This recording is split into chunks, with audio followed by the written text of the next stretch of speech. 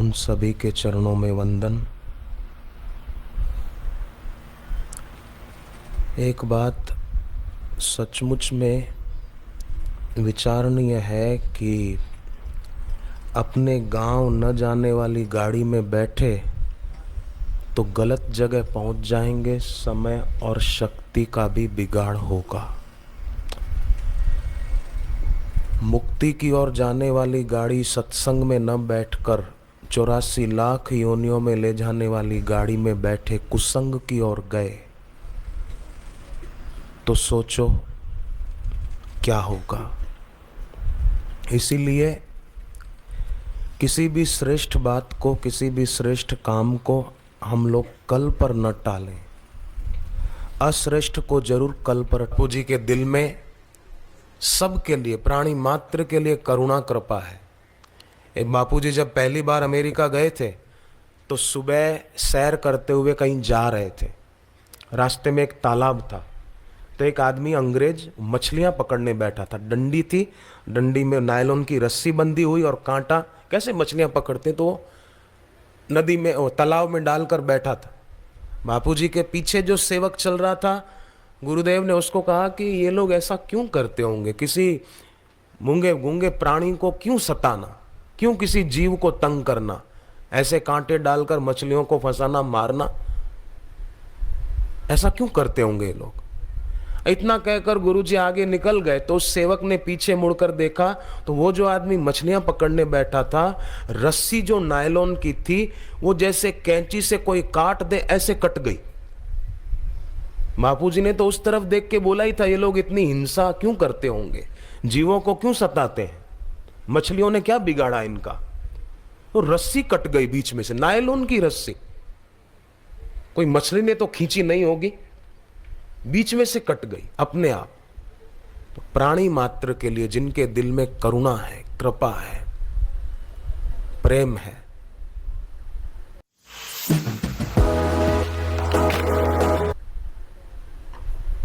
एक बार गाड़ी में बापूजी जा रहे थे, गुजरात की घटना है, तो किसी गाड़ी के टक्कर से एक पक्षी, वो उड़ रहा था और गाड़ी स्पीड में थी, टक्कर लगी पक्षी को, पक्षी गिर पड़ा। बापूजी ने ड्राइवर को कहा गाड़ी रोक।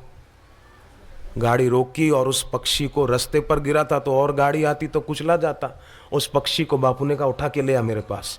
तो ड्राइवर उठा के ले आया तो बापूजी ने उसको अपने हाथ में प्यार से रखकर उसकी चोंच खोलकर उसके मुंह में पानी डाला, गंगा जल जो बापूजी के पीने का था वो गंगा जल उसके मुंह में डाला। मैं पीछे दूसरी गाड़ी में था, मेरे को हुआ कि पक्षी को भले थोड़ी चोट लगी पर बापूजी के हाथ से इसके मुंह में गंगा जल पड़ गया, नहीं तो ये कहाँ हरिद्वार जाता महसाणा से और कहाँ उसके मुंह में गंगा जल पड़ता, वो भी बापूजी के हाथ से।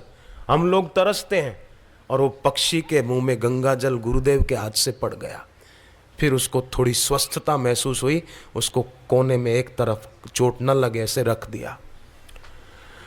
तो प्राणी मात्र के लिए जिनके दिल में करुणा भरी हुई है, प्यार भरा हुआ है, ऐसे गुरुदेव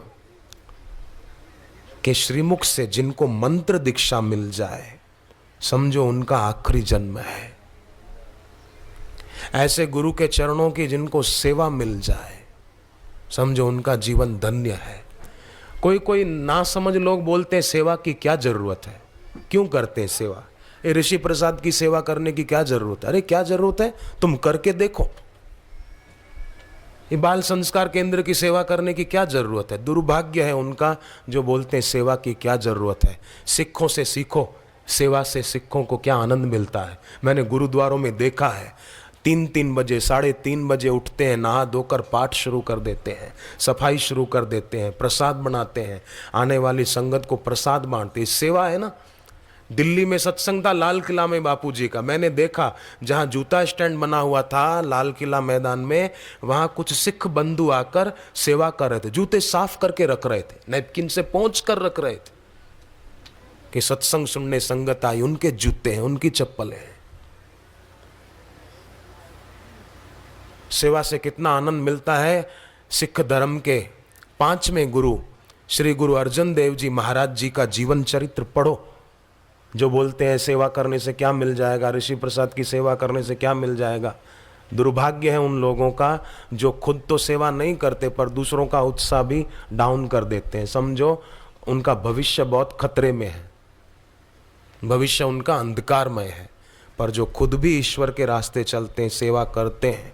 बापूजी उनके गुरुदेव लीलाशाह बापू के आश्रम में सेवा करते थे, नगर सेठ के बेटे थे फिर भी सेवा करते थे, बर्तन मांजते थे बापूजी। और बर्तन मांजते मांजते पहाड़ की पथरीली मिट्टी, उस जमाने में तो ये विम वगैरह नहीं थे ना, तो पहाड़ की पथरीली मिट्टी से बर्तन मांजते तो गुरुदेव की उंगलियों से खून निकल आता। फिर भी सेवा चली न जाए तो पट्टी बांध देते, किसी को दिखे नहीं कि खून निकल आया है, पट्टी बांधते और फिर सेवा करते। और जो कोरे वेदांत के पुस्तक पढ़कर और भाषण करने लग जाते हैं ना, वो बोलते हैं सेवा की क्या जरूरत है, ब्रह्म सत्य है, जगत मिथ्या, जगत बनाई नहीं तो सेवा क्यों करो। अरे दुर्भाग्य है ऐसी तुम्हारी सोच को। भगवान ऐसे लोगों को सद्बुद्धि दे। अब आइए एक बड़ी